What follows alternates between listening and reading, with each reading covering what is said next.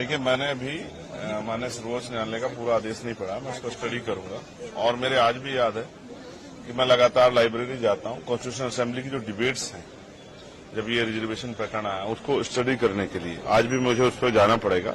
बहुत इंपॉर्टेंट है क्योंकि डॉक्टर बाबा साहब अम्बेडकर के जो है बहुत सारे जो हैं बातें चर्चा उन्होंने जो है उनके कोर्ट्स को उसमें यूज किया है।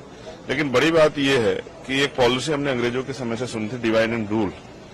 मुझे ऐसा लगता है कि ये जो एकजुटता शेड्यूल कास्ट शेड्यूल ट्राइब के लोगों में हो रही है उसको तोड़ने के लिए डिवाइड एंड रूल की पॉलिसी को इख्तियार किया जा रहा है। अभी मुझे इसमें यह भी जानकारी करनी है कि माननीय सर्वोच्च न्यायालय में जिन जजों ने ये ऑर्डर किया है उसमें से SC/ST के कितने, ये बहुत इंपॉर्टेंट है। अगर आप वर्गीकरण करना ही चाहते हैं तो मैं चाहता हूं कि सर्वोच्च न्यायालय से इसकी शुरुआत होनी चाहिए। भाई वहां तो लंबे समय से कुछ ही परिवारों का कब्जा किया और चलो SC/ST OBC को तो आप घुसने नहीं दे रहे हो, लेकिन क्या सामान्य जाति के और लोगों में अवसर नहीं है तो उनको भी आप मौका नहीं दे रहे हो। तो अगर आपको करनी है किसी वर्गीकरण की शुरुआत तो शायद वहीं से की जाए। सर्वोच्च संस्था नीचे से क्या करना चाहते हैं? क्या मॉनिटरिंग किए कभी SC/ST के जो आपने ऑर्डर किया था रिजर्वेशन प्रमोशन का, आपने कहा सरकार दे सकती है, क्या कभी मॉनिटरिंग किया आपने? SC/ST का बैकलॉग भरा गया, कभी आपने मॉनिटरिंग की? SC/ST पे जो कास्ट एट्रोसिटी हो रही है किन जातियों पे हो रही है, आपने कभी मॉनिटरिंग की? क्या आपको जानकारी है कि क्या आंकड़े हैं SC/ST को जो रिजर्वेशन मिल रहा है नहीं मिल रहा है, उनकी आर्थिक स्थिति के क्या आंकड़े हैं आपके पास? बंद कमरे में बैठ के कुछ भी फैसला ले लिया जाएगा और मुझे फिर कॉन्स्टिट्यूशन के साथ खड़ा होना पड़ेगा। आर्टिकल 341 क्या कहता है?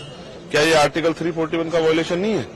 आपने इकोनॉमिक वीकर सेक्शन के आधार पर EWS के फैसले को जो है मान्यता दी थी, क्या वो एंटी कॉन्स्टिट्यूशनल नहीं था? तो बहुत सब चीजें। और फिर एक और जस्टिस हैं बेला द्विवेदी जी, उनके फैसले को भी उन्होंने असहमति जाहिर की, उसको भी स्टडी करना पड़ेगा।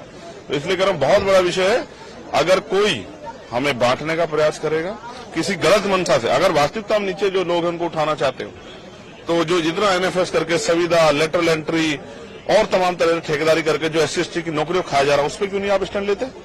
तो ये बहुत कुछ है इसमें देखने के लिए। अब इसको देखेंगे और फिर प्रेस करके प्रेस क्लब में अपनी पूरी बात विस्तार रखें, क्योंकि ये बड़े समुदाय का मामला है, ये मेरे व्यक्तिगत हित का मामला नहीं है। ये एक बड़े समाज का जो आजादी के 75 साल बाद भी, जिसको हम अमृतकाल कह रही है, सरकार अमृतकाल कह रही है, और जिसको कह रहे हैं विकसित भारत, उसकी 5वीं देश की दुनिया की 5वीं अर्थव्यवस्था की जहां बात हो रही है, वहां SC/ST कहां खड़ा है? क्या कास्ट एट्रोसिटी खत्म होगी? क्या जाति के आधार पर क्या स्टेटस बदल जाता है? एक IPS एक IAS बन के जज बन के क्या शेड्यूल कास्ट शेड्यूल ट्राइब का स्टेटस बदल जाता है?